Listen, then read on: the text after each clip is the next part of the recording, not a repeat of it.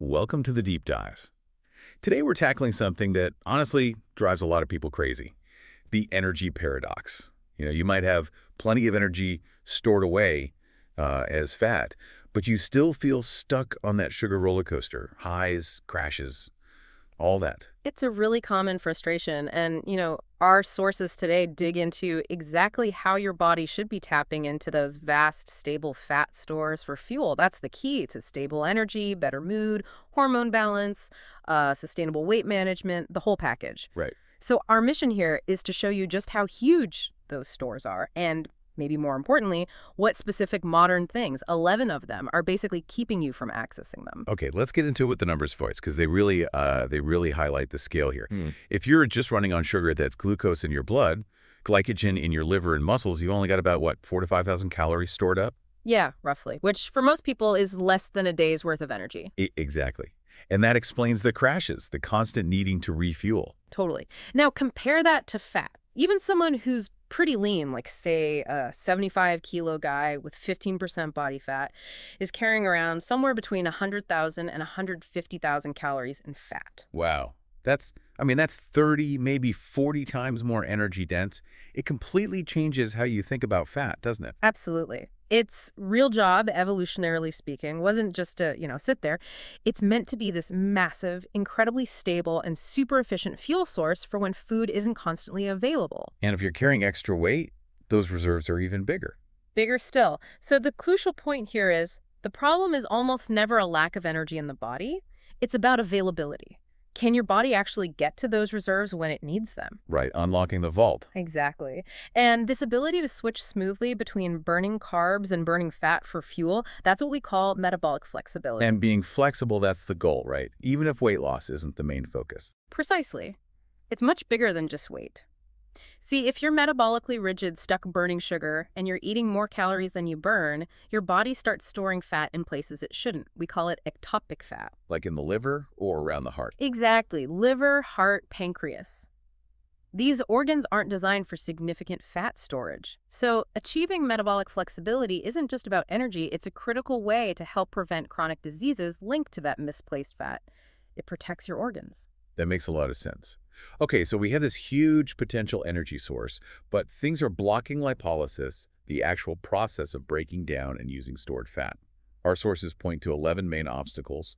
We've grouped them into three main areas: intake habits, chemical or hormonal issues, and lifestyle factors. Right, let's dive into that first group, intake and habit barriers. This is really about the rhythm of how and when you eat. Okay, number one seems pretty fundamental. A permanent state of ingesta, or basically just eating too often, constantly snacking. Yeah, the body's kind of wired from our past. If food is always coming in, the priority is to use that new fuel and store any excess. Why dip into savings if there's fresh income arriving constantly? So you never create that window, that deficit needed to signal, okay, time to use the stored stuff. Exactly, you're always in store mode. So the solution pointed to is pretty straightforward. Create periods where you're not eating. A fasting window. Intermittent fasting is the common term for it. Which leads right into the second barrier: faulty metabolic beliefs. Oh, yeah. Specifically, that old idea about eating 6 small meals a day to boost your metabolism. Oh, yeah. That one hung around for ages. Look, the energy you burn digesting food, the thermic effect of food, it's minimal. It doesn't significantly speed anything up overall. So grazing doesn't really help. What it does do is keep your insulin levels consistently elevated. Every time you eat, even a small amount, you get an insulin response. And high insulin is the main hormone that literally tells your body not to burn fat. So the sources actually suggest the opposite. Eat 2, maybe 3 more substantial meals within a defined eating window. That minimizes the insulin spikes and allows for that natural fasting period each day. Okay. And the third habit barrier is about predictability, lack of regular eating habits. The sources mention this can be particularly common for women, maybe due to schedules or hormonal cycles, leading to irregular or kind of chaotic meal timing. Yeah, and our metabolism, our whole digestive system, it really thrives on rhythm. When your body anticipates food around the same times each day, it prepares efficiently. It gets the right enzymes and hormones ready. But if it's completely unpredictable, Then the system gets disorganized, it's less efficient. Mhm. So the advice is find a schedule that works for you and stick to it as consistently as possible. Let your gut adapt. makes sense. Okay, let's shift gears to the chemical and hormonal barriers. These feel a bit more internal, maybe less obvious. Number 4 is chronic low-grade inflammation. Right. Inflammation is a huge metabolic spanner in the works. Think about it. Inflammation is usually the body's response to injury or threat. Okay. So if your body feels inflamed, it's essentially in a state of perceived crisis. Why would it start breaking down its energy reserves, fat cells, when it thinks it needs all hands on deck to fight something off? It holds on to resources. So inflammation basically puts the brakes on fat release. What causes this low-grade stuff? Sugar, obviously, but the sources highlighted something else too. Yes, a really important point was about certain cooking oils, particularly polyunsaturated fats like canola, sunflower, corn, soy oils, especially when they're heated, Why heated? because they're chemically unstable. Heat makes them oxidize, break down into compounds that are actually inflammatory. And unlike sugar, which gets processed relatively quickly, these oxidized fats can linger in your system, causing persistent low-level inflammation and contributing significantly to insulin resistance over time. Wow, that lingering effect is key. So it's not just about sugar, it's about the type of fat you cook with. Absolutely. Swapping those out for fats that are stable at high heat, things like coconut oil, ghee, maybe palm oil, fats richer in saturated fatty acids can make a big difference.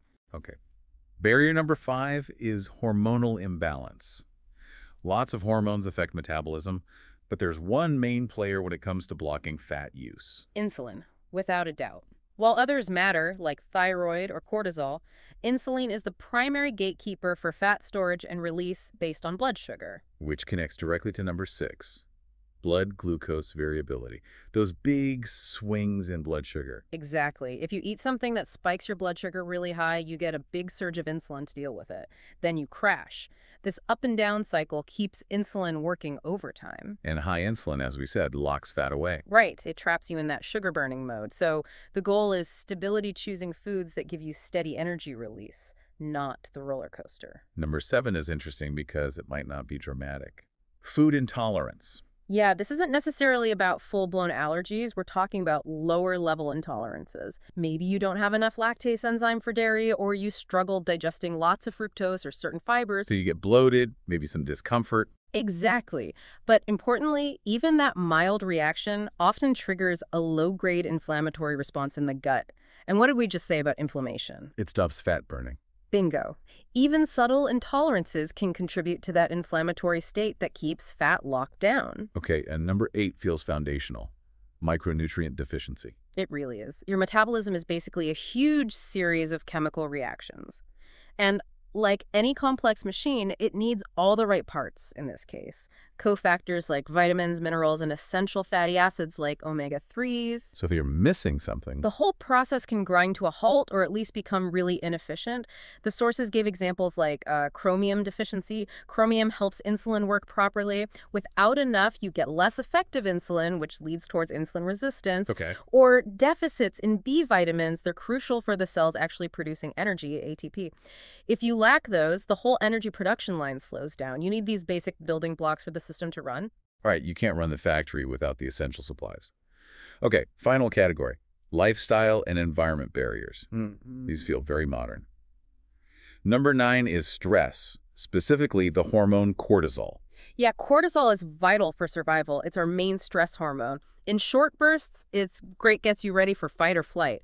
It does this partly by raising your blood sugar, giving you quick energy access. But the problem is chronic stress, right? The deadline, the traffic, the financial worries. Exactly. That chronic stress keeps cortisol levels consistently high.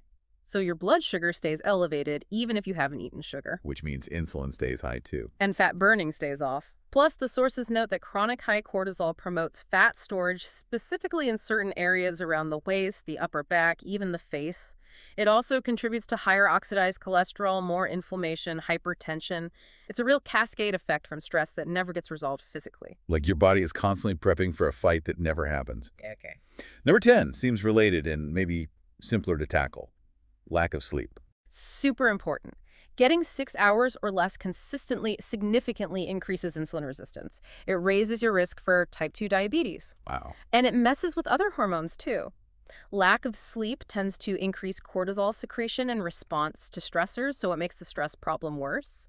But critically, it also directly impacts hunger and satiety. How so? It boosts ghrelin, that's the hormone that makes you feel hungry, and it decreases leptin, the hormone that tells you you're full. Oh, that's a terrible combination if you're trying to manage energy or weight. It's a double whammy. Makes you want to eat more and makes it harder to feel satisfied. Really undermines your efforts. Okay, finally, number 11, which might sound a bit strange. Yeah. Lack of cold exposure. Yeah, this is about the lack of sort of physical challenge or deficit.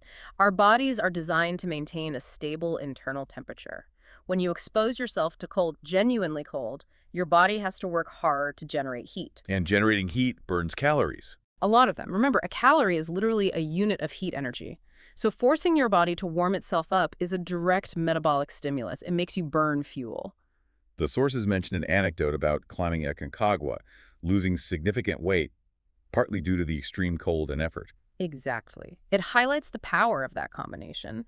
Plus, research shows regular cold exposure can actually help convert some of our standard white fat, the storage kind, into brown fat. Brown fat. Yeah, it's more metabolically active. Its main job is to generate heat. So having more brown fat can actually increase your overall metabolic rate and improve circulation. So how do you apply that without climbing a mountain? The suggestion is things like cold showers, maybe followed by a warm-up like a sauna. That contrast seems particularly effective at stimulating this thermogenic response. Interesting. Okay, so if we pull all this together, the intake habits, the chemistry, the lifestyle factors, it's clear that becoming metabolically flexible isn't about one magic diet. Not at all. It's about identifying and addressing potentially several of these 11 distinct obstacles that are keeping your body from efficiently using its main fuel reserve. You could be doing perfect keto, but if you're chronically stressed and inflamed from bad oils, you'll still struggle. Right. Understanding which levers are stuck for you is the key. That's the critical first step, finding your specific bottleneck. So for you listening, think back through these sections. Which one, or maybe which few, resonate the most? Is it the constant snacking, the type of oils you use? Could it be poor sleep, chronic stress, maybe a subtle food intolerance? Identifying your main hurdle is where you can start making targeted changes. And here's a final thought to consider. If getting access to your huge, stable fat reserves is so fundamental for energy, health, and preventing disease, what common modern comfort may be constant climate control, endless food availability, never experiencing real physical deficit, what comfort is most effectively hiding this incredible energy source from your own body? Something to reflect on as you work towards optimizing how you're fueled.